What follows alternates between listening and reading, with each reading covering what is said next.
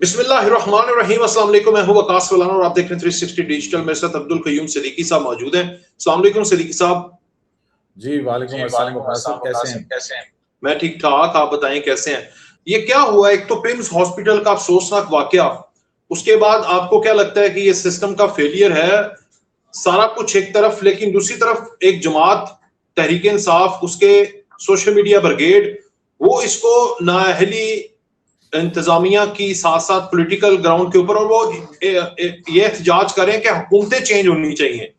आप जरा इसके ऊपर लबकुशाई कर सकते हैं?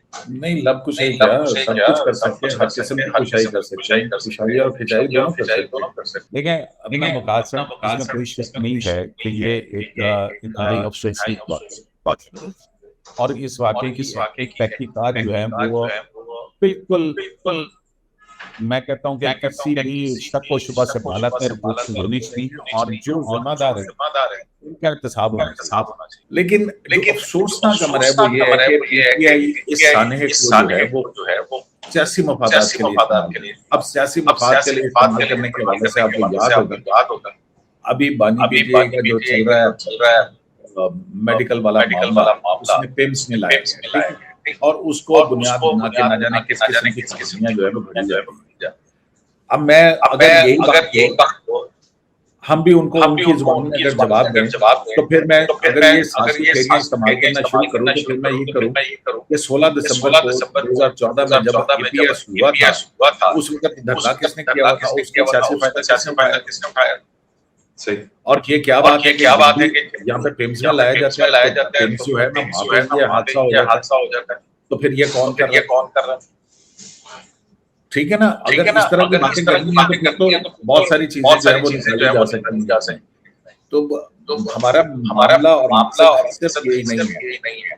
गजा के अंदर बच्चे अस्पताल के अंदर उनका भी हादसा हुआ था वहाँ पे, तो इजरायली तो क्या यहाँ पे भी कोई इजरायली एजेंट है जो इसको फायदा देने के लिए जो है इसका पॉलिटिकल नैरेटिव क्रिएट कर रहे हैं?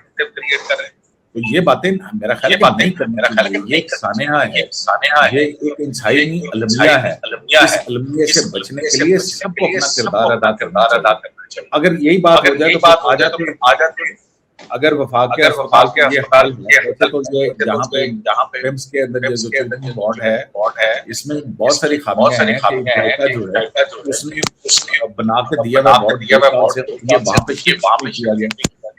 ये बिल्कुल बहुत गलत सवालात हैं। क्यों वहां पे कोई मौजूद नहीं था? क्यों लॉक लगे हुए थे? क्यों ऑक्सीजन जो है ना उसके वॉल्व जो है उसके करीब रखे हुए थे कि जिसकी वजह से जो है ना अगर ये हादसा हो फायर एक्सटिंग्विशर्स क्यों ये कहता रहा बहुत ज्यादा। तो ये अब यहाँ पे इसका जो मेडिकल बोर्ड है बना हुआ है इस हॉस्पिटल का, उसका एग्जीक्यूटिव डायरेक्टर जो है उनकी जिम्मेदारी बनती है कि नहीं वो हेड रोल होना चाहिए कि नहीं? बिल्कुल होना चाहिए। लेकिन अब आ जाए आप ये जो इस पर बुनियाद बना के प्रोपेगेंडा कर रहे हैं।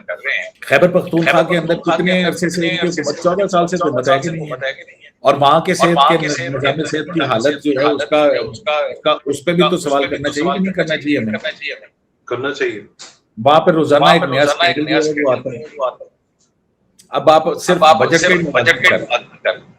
के 2026-27 में का जो सेहत का बजट है वो 334 अरब 80 करोड़ रुपए है, और जो आबादी के लिहाज से पंजाब के मुकाबले में फी फंड तकरीबन 109% ज्यादा है, यानी 2.1% जो है ना ज्यादा है। अब वहाँ पे चले जाए जो खैबर टीचिंग हॉस्पिटल, वहाँ पे पेशावर में ऑक्सीजन की फराहमी खत्म होने के बाद 6 मरीज जो हैं वो जाम हो गए। हमने तो उस पर सियासत नहीं की, किसी ने उस पर क्या किया इन्होंने? अब ये ऑक्सीजन फराहम करना अस्पताल की जिम्मेदारी नहीं थी? वहाँ पे संगीन जो गफलत की निशानदेही नहीं, कौन कितने हेड रोल हुए वहाँ पे हमें बता दें। हॉस्पिटल की वहाँ पे हालत ये है ये जो इसके खैबर पख्तूनख्वा के जो टीचिंग हॉस्पिटल्स हैं वो वहाँ पे बच्चों के बिस्तर जो है वो नहीं, एक बिस्तर के ऊपर जो है ना कितने बच्चे जो हैं वो रखे हैं। 2026 की एक रिपोर्ट के मुताबिक सरकारी अस्पताल में तकरीबन 400 इंतहाई के बिस्तर मौजूद थे, जबकि जरूरत 1000 बिस्तरों की है। अब मुझे ये बताएं कि 14 साल से एक सूबे में हुकूमत, फिर उसके बाद वो 26 किलोमीटर का ये ताना देते हैं। आपको क्या लगता है कि अमर इस वक्त इस जरूरत की निशानदही नहीं करता कि हम मजीद डिविजन्स की तरफ जाएं, या इसी को रिवैम्प किया जा सकता है, ब्यूरोक्रेटिक चैनल्स को बेहतर करके, इंतजामिया को बेहतर करके मजीद सानेहात से बचा जा सकता है? What do you think? देखें, बात ये है कि इंतजामी तौर के ऊपर अगर छोटे यूनिट होंगे तो बेशक उसके अंदर आपकी जो सर्विलेंस है बेहतर हो जाए, लेकिन हम उसको यहाँ से कैसे अब आप ये देखें कि पिम्स के ऊपर दबाव कितना है, फेडरल गवर्नमेंट का ये खैबर पख्तूनख्वा के हॉस्पिटल्स की ये हालत है कि वहाँ पे जो है सहूलतें नहीं है, वहाँ से लोग जो है वो यहाँ पे आते हैं पिम्स में। आजाद कश्मीर से लोग जो हैं वो यहाँ पे आते हैं अटक से, इधर से। मतलब आप देख लीजिए कि ये जो सेंट्रल अस्पताल है जिसके ऊपर बेतहा दबाव है, ठीक है, अगर ये इलाज की सहूलतें कौमी सतह पर अवेलेबल हो, अच्छे हॉस्पिटल हो, तो फिर ये फेडरल गवर्नमेंट जो है ना इसका दबाव कम होगा। तो ये बात तो है, इंतजामी तौर के ऊपर इन चीजों को हमें देखना है और उसको बेहतर करना है। पिम्स अस्पताल के अंदर ये अपना उसका मेडिकल बोर्ड है, उसका एग्जीक्यूटिव है, 7 अरब 26 करोड़ रुपए सालाना होता है। फिर वहां पे फैसिलिटीज की अगर ये हालत है तो बड़ी संजीदगी से देखिए। तो आप समझते हैं कि अगर अपने जो सूबे हैं, बिल्खुसूस जो KPK है, वो अगर अपने घर में इलाज सही सहूलियात दे दे तो पिम्स हॉस्पिटल का जो बोझ है वो कम हो सकता है। एग्जैक्टली बिल्कुल। जितने कम लोग होंगे उतना ज्यादा मैनेज हो सकेगा। अगर एक जगह अब जेलों की भी सूरत जेल की बात कर, वहां पे 6,000 लेकिन उससे दुगनी कैपेसिटी के वहां पे तो क्या आप करेंगे क्या अब यहाँ पे एक और खबर भी देख लें। सरकारी हॉस्पिटल में ये है जहाँ इतनी सहूलत, अब इसको प्राइवेट हॉस्पिटल के मुकाबले में देखें, ये भी तो साजिश हो सकती है जो इर्द गिर्द प्राइवेट हॉस्पिटल है कि सिम्टम्स कोई ना जाए हमारे पास है। खैबर पख्तूनख्वा को बात कीजिए, उन्होंने सुना है अभी खबर ऐसी है कि जनाब इसके करीब सरकारी अस्पताल जो हैं वो निजी शोबे के हवाले करने का फैसला किया।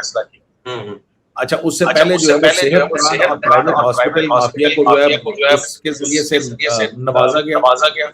अब ये प्राइवेट सरकारी अस्पतालों को प्राइवेट एनजीओ के हवाले करके आप जो है अब किसको नवाजना चाह रहे हैं? किस सरकारी हॉस्पिटल? मतलब आपके पास ये भी कैपेसिटी नहीं है कि आप उन हॉस्पिटल को चला सकें। वो तो सेहत कार्ड किधर गया? वो बड़े बड़े दावे 2018 से 2022 के दौरान तो यूरोप जैसी फैसिलिटीज देनी थी पूरे पाकिस्तान में, वो किधर गया? रियासत मदीना का दावा जिसमें सेहत भी फ्री होता है, कानून भी फ्री होता है। बस यही तो हम सवाल पूछते हैं ना भाईजान। इनकी अगर जमहूरियत देख लीजिए तो इनकी जमहूरियत ये है कि कर्नल याकूब जो है वो पार्लियामेंट चलाएगा और इमरान खान कहता है कि वोट पूरे करने के लिए हमें एजेंसियों की मदद लेना पड़ेगा। ये इनकी जमहूरियत है। कानून की हुक्मरानी आप ये देख लीजिए कि जब अदालती वारंट जो है वो सर्व करने के लिए ज़मान पास जाया जाता है तो वहां पर ये पेट्रोल से हमला करते हैं। ये इनकी कानून की हुक्मरानी है। ये इनकी अदालतों जो है ना वो है कि जब मुकदमात बने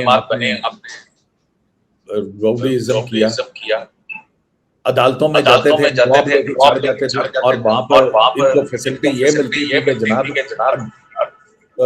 गाड़ी के अंदर बैठ के अदालत से फाइल आती थी और वहां पे गाड़ी में बैठ के हाजिर लगाते और वापस चले जाया करते। तो ये तो इस तरह की चाहते हैं ना। मस्जिद नबी का एहतराम इन्होंने खत्म किया और मतलब है कि जो कल्चर का हाल कर दिया वो अलग है।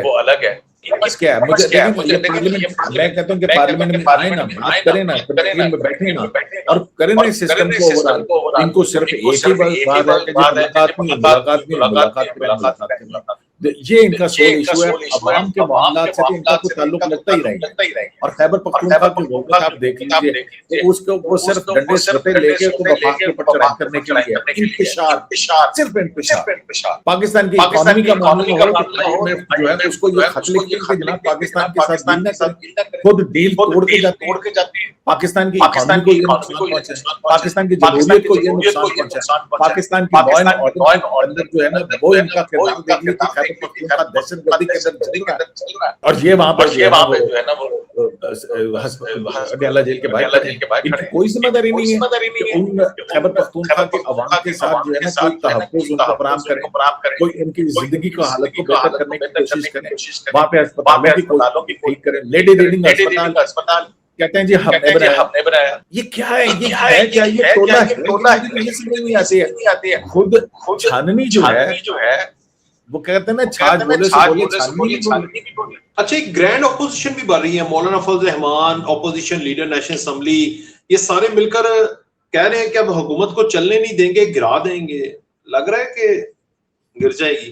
यार देखें मौलाना साहब मुझे तो नहीं लगता unless and until Pakistan Peoples Party जो है वो निकल के बाहर है और वो क्या पाकिस्तान पीपल्स पार्टी जो है वो इस इत्तेहाद से बाहर जा सकती है।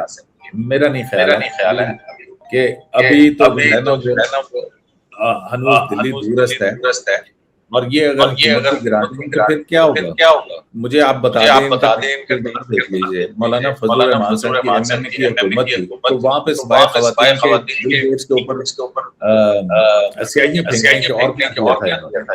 अगर खैबर पख्तूनख्वा ने इतनी तरक्की कर ली थी मुशर्रफ साहब के दौर के अंदर, वहां हुकूमत ही और एलएफ को सपोर्ट किया, ठीक है, दूसरे राजा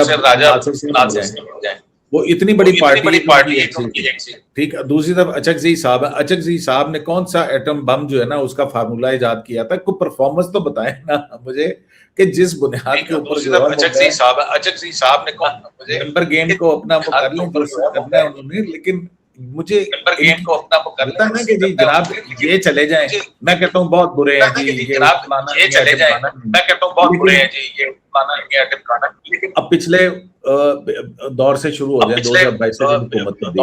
2022 से जब ये IMF की डील तोड़ के गए, नुकसान पहुंचा के गए और ये कह सके पाकिस्तान श्रीलंका बन गया, वो तो इनकी ख्वाहिश पूरी नहीं हुई।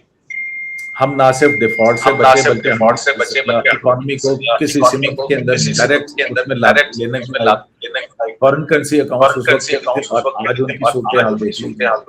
फिर उसके बाद आप वो इसी इसके अंदर हुआ। ये तो कहते थे कि हमारे तेल ही नहीं है, इंडिया पे हमला कर दो। और अब ये बात है कि ये कह रहे हैं कि पाकिस्तान ने ही हम पे हमला कर दिया। ठीक है, तो ये इनका स्कोर बोर्ड है और ये पार्लियामेंट के अंदर हुकूमत गिरा पाएंगे। छोड़ें जनाब दूर। अच्छा, लास्ट में मुझे ये बता दें कि आपको क्या लगता है कि इमरान खान साहब का दोबारा चक्कर लगेगा हॉस्पिटल? देखें इसमें जो है अगर उनकी बहन के मामला उस पर जाए तो वो कहेंगे कि वो लेकिन आज भी जो है वो उन्होंने एक दरखास्त डाली है कि उनकी सेहत बहुत डिटीरिएट हो रही है, उनके टेस्ट नहीं हो रही है, वो नहीं हुआ तो लिहाजा जो है ना वापस ले जाओ, कंटेम्प्ट की दरखास्त कर रखी।